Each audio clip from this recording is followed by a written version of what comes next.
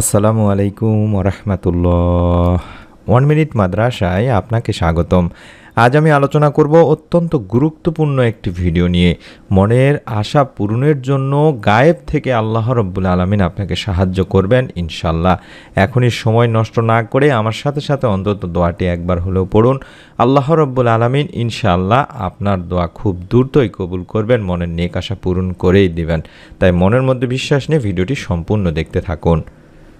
দুনিয়াতে আমলি জীবন যাপনই আল্লাহ তাআলার কাছে সবচেয়ে বেশি প্রিয়। আল্লাহ মানুষকে ইবাদতের জন্যই সৃষ্টি করেছেন, আর আমল ও দোয়ার মাধ্যমেই আল্লাহর নৈকট্য অর্জন করা সম্ভব। আল্লাহ সে বান্দাদের সবচেয়ে বেশি ভালোবাসেন যারা তার কাছে চায়, আর যারা চায় না তাদের উপর অসন্তুষ্ট হন। তাই কল্যাণের যে কোনো কিছুই আল্লাহ তাআলার কাছ থেকে চেয়ে নেওয়া যায়। এক্ষেত্রে অবশ্যই ধৈর্য ধরতে হয়।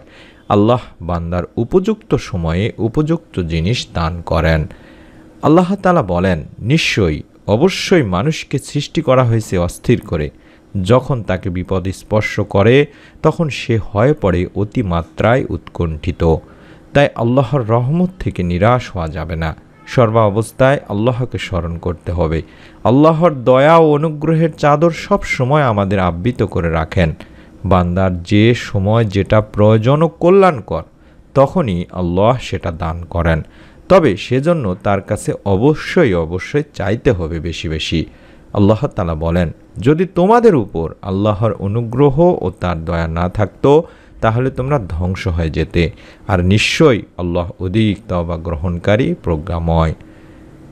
তেমনি মনের নেক আশা পূরণের জন্য আপনারা অনেক মাধ্যম গ্রহণ করেছেন, অনেক অনইসলামিক উপায় অবলম্বন করেছেন, কিন্তু কোনো কাজেই আসেনি। আজকের এই আমলটি যদি আপনারা মনোযোগ সহকারে করেন এবং আল্লাহ রব্বুল আলমিনের কাছে আপনার মনের যত নেক ও ভালো ইচ্ছেগুলো সবিনয় তুলতে পারেন, আল্লাহ রব্বুল আলমিন আপনার দোয়া ইনশাল্লাহ কবুল করবেনই করবেন। মনের মধ্যে শতভাগ বিশ্বাস নিয়ে আমলটি করতে হবে দিনী ভাই বোনেরা। বান্দার দোয়া অর্থাৎ যে বান্দারা দোয়া করে সেই দোয়া আল্লাহ কখনোই ফিরিয়ে দেন না। দোয়া কবুলের অবস্থা তিনটি। দোয়া কখনোই ব্যথা যায় না। 3 পদ্ধতিতে আল্লাহ রব্বুল আলামিন বান্দার দোয়া কবুল করেন, মনের নেক আশা পূরণ করে থাকেন। যখন কোনো মুমিন ব্যক্তির দোয়ায় কোনো পাপ থাকে না, আত্মীয়তার সম্পর্ক ছিন্ন করার বিষয় থাকে না, তাহলে আল্লাহ 3 পদ্ধতির যে কোনো একটি পদ্ধতিতে দোয়া কবুল করবেন। এই 3টি পদ্ধতি আমি ভিডিওটি শেষে বলে দিব। আপনারা অবশ্যই মনোযোগ দিয়ে ভিডিওটি সম্পূর্ণ দেখতে থাকুন। একবার হযরত আনাস রাদিয়াল্লাহু তাআলা আনহু আল্লাহ রাসূল সাল্লাল্লাহু আলাইহি ওয়াসাল্লামের সঙ্গে বসা ছিলেন। এমন সময় এক ব্যক্তি এসে নামাজ আদায় করে নিচের এই ছোট্ট দোয়াটি পাঠ করল। যে দোয়াটি আপনাদেরকেও পাঠ করতে হবে নিয়ম মেনে। আমি নিয়মটি শিখিয়ে দিচ্ছি কিছুক্ষণের মধ্যে ইনশাআল্লাহ। দোয়াটি আপনারা শিখে নিন, অর্থাৎ দোয়াটি স্ক্রিনশট নিন, ছবি উঠায় নিন, যেভাবে হোক দোয়াটি আপনারা আপনাদের কাছে সংগ্রহ করে রাখুন। এই দোয়াটি আপনাকে পড়তে হবে, মনের নেক আশা পূরণের এই দোয়াটি। আল্লাহুম্মা ইন্নী আসআলুকা বিআন্না লাকাল হামদু লা ইলাহা ইল্লা আনতাল মান্নান বাদিউস সামাওয়াতি ওয়াল আরদ ইয়া জাল জালালি ওয়াল ইকরাম ইয়া হাইয়্যু ইয়া কাইয়্যুম। আশা করি এই দোয়াটি আপনারা স্ক্রিনশট নিয়েছেন। এই দোয়াটি আবারও আমি বলছি, আল্লাহুম্মা ইন্নী আসআলুকা বিআন্না লাকাল হামদু লা ইলাহা ইল্লা আনতাল মান্নান বাদিউস সামাওয়াতি ওয়াল আরদ ইয়া জাল জালালি ওয়াল ইকরাম ইয়া হাইয়্যু ইয়া কাইয়্যুম। এই দোয়ার অর্থই হচ্ছে, হে আল্লাহ, আমি তোমার কাছে প্রার্থনা করি, তুমি তো সব প্রশংসার মালিক, তুমি ছাড়া কোনো উপাস্য নেই, তুমি দয়াশীল, তুমি আকাশসমূহ পৃথিবীর একমাত্র সৃষ্টিকর্তা। হে মহান সম্রাট ও সর্বোচ্চ মর্যাদার অধিকারী, হে চিরঞ্জীব, হে সর্বময় ক্ষমতার অধিকারী। তখন নবীজি সাল্লাল্লাহু আলাইহি সাল্লাম বললেন, এই ব্যক্তি ইসমে আজম পড়ে দোয়া করেছে। ইসমে আজম মহান আল্লাহর এমন নাম যে নামে আল্লাহকে ডাকলে মহান আল্লাহ তার ডাকে সাড়া দেন, যে নামে তার কাছে চাওয়া হলে তিনি তার সব চাওয়া পূরণ করবেন।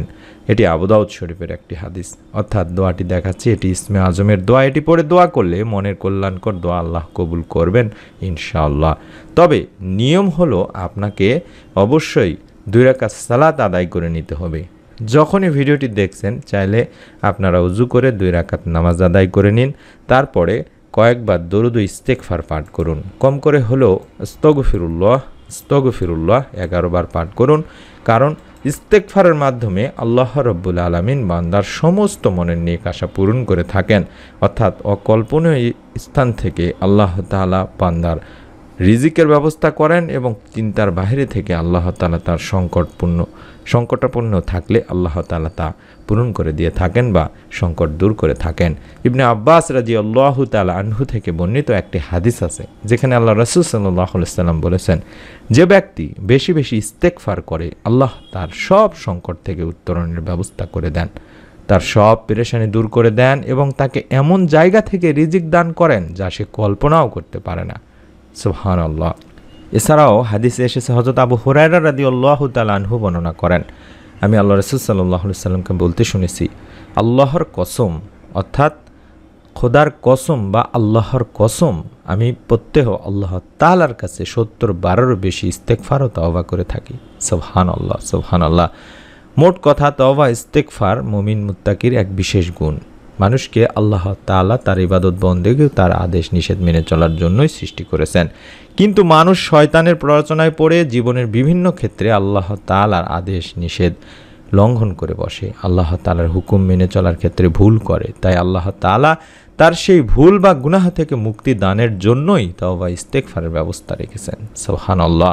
তাই আমরা 2 রাকাত সালাত আদায় করে অন্তত কম করে হলেও আস্তাগফিরুল্লাহ, আস্তাগফিরুল্লাহ, আস্তাগফিরুল্লাহ এইভাবে 11 বার পাঠ করব এবং 11 বার পাঠ করব যে কোনো দরুদ। আল্লাহুম্মা সাল্লি ওয়া সাল্লিম আলা নাবিয়িনা মুহাম্মদ, আল্লাহুম্মা সাল্লি ওয়া সাল্লিম আলা নাবিয়িনা মুহাম্মদ, আল্লাহুম্মা সাল্লি ওয়া সাল্লিম আলা নাবিয়িনা মুহাম্মদ। এটি 11 বার পাঠ করব।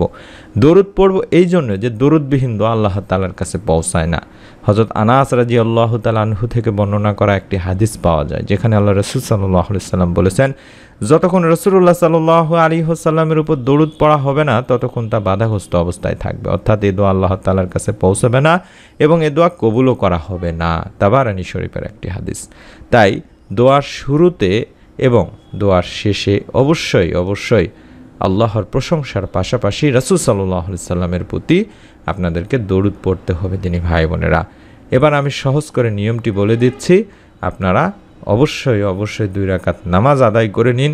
যে যখনই ভিডিওটি দেখছেন সময় থাকলে আপনার হাতে ওযু করে নিন, 2 রাকাত সালাত আদায় করুন, তারপরে কম করে হলেও আস্তাগফিরুল্লাহ, আস্তাগফিরুল্লাহ, আস্তাগফিরুল্লাহ 11 বার পড়ুন এবং আল্লাহুম্মা সাল্লি ওয়া সাল্লিম আলা নাবিয়িনা মুহাম্মদ, আল্লাহুম্মা সাল্লি ওয়া সাল্লিম আলা নাবিয়িনা মুহাম্মদ, এভাবে দরুদটি 11 বার পড়ুন এবং স্ক্রিনের মধ্যে যে দোয়াটি দেখাচ্ছে এই দোয়াটি একবার পাঠ করুন। আল্লাহুম্মা ইন্নী আসআলুকা বিআন্না লাকাল হামদু লা ইলাহা ইল্লা আনতাল মান্নান বাদিউস সামাওয়াতি ওয়াল আরদ ইয়া জাল জালালি ওয়াল ইকরাম ইয়া হাইয়্যু ইয়া কাইয়্যুম। এই দোয়াটি একবার পড়ার পরে 2 হাত তুলুন। হাত তোলার সঙ্গে সঙ্গে, অর্থাৎ দোয়ার শুরুতে আল্লাহর প্রশংসা হিসেবে হাত তুলে সূরা ফাতিহাটা পড়তে পারেন অথবা আলহামদুলিল্লাহ বলতে পারেন এবং আপনার মনের যত নেক আশা সেগুলো আল্লাহ তাআলার কাছে তুলে ধরতে পারেন এবং দোয়া শেষ করবেন বিশ্বনবী সাল্লাল্লাহু আলাইহি সাল্লামের প্রতি দরুদ পাঠ করে।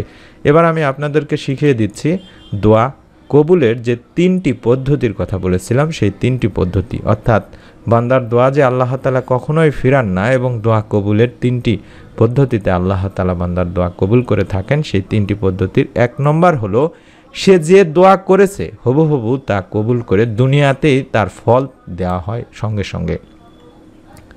অর্থাৎ আপনি যে দোয়া করলেন এই দোয়ার ফল আপনাকে আল্লাহ তাআলা চাহে তো প্রথম পদ্ধতিতে আপনাকে সাথে সাথেই কবুল করে এর ফল আপনাকে কিছুক্ষণের মধ্যে, হতে পারে ঘণ্টাখানেকের মধ্যে আপনাকে এর ফল দিয়ে দিতে পারেন। সুবহানাল্লাহ। 2 নম্বর হতে পারে তার দোয়ার প্রতিদান হিসেবে পরকালের জন্য আপনার এই দোয়াটির ফল বা এই দোয়াটির ফজিলত আপনার জন্য সংরক্ষণ করা হতে পারে।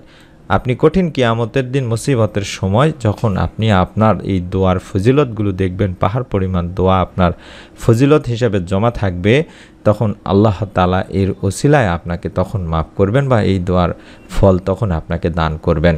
এবং 3 নম্বর পদ্ধতি হলো দোয়ার মাধ্যমে তার অনুরূপ কোনো অমঙ্গলকে তার থেকে দূরে রাখা হয়।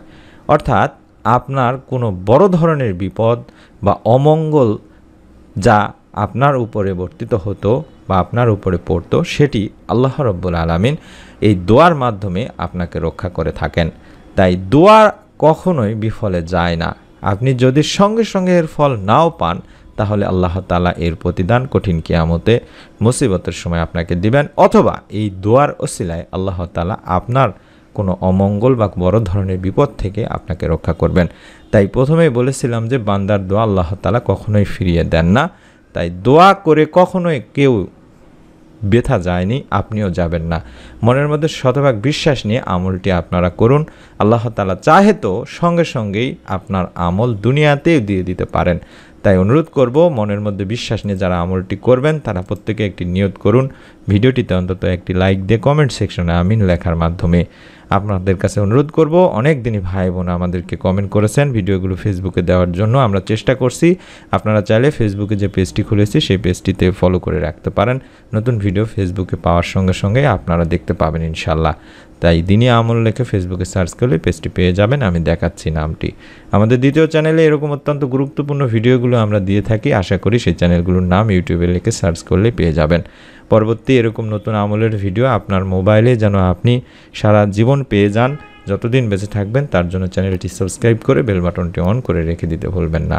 সকলে ভালো থাকুন, সুস্থ থাকুন। আমরা আল্লাহ রাব্বুল আলামিনের কাছে দোয়া করি আল্লাহ তাআলা এই আমলের ওসিলায় আমাদের যতদিনই ভাই বোন নিয়ত করেছেন আমলটি করবেন কিংবা মনে মনে ভাবছেন, তাদের অবশ্যই একটি সুসংবাদ দান করুন, মনের নেক আশা পূরণ করুন। আমিন।